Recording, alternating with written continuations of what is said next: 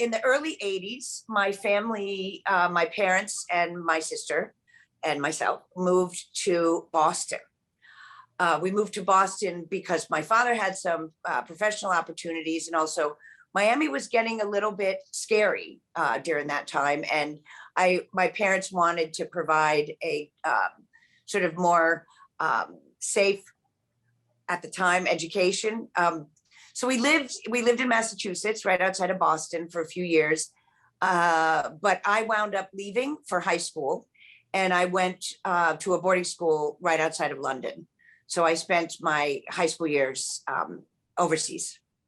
How I got to London is a very roundabout story, but I wound up, I was very curious about the world because growing up, my father, we traveled a lot, and we spent a lot of time in the Dominican Republic and also in Europe.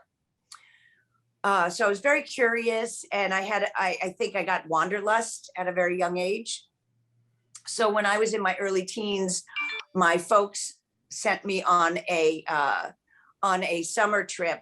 I was extremely fortunate to be able to go to Kenya in the early 80s. And I was exposed to just a whole new world and meeting people who were on that trip who were from different educational backgrounds. In any case, so we found a school outside of London that looked good. I did have some disciplinary issues. So my folks thought it would be good to send me to what they thought was quite a parochial high school, which turned out to not be parochial at all. But it was fantastic. You know, we had a very open platform to express ourselves. We were able to spend our weekends signed out, and in London all weekend. We'd sign out on a Friday and come back on a Sunday.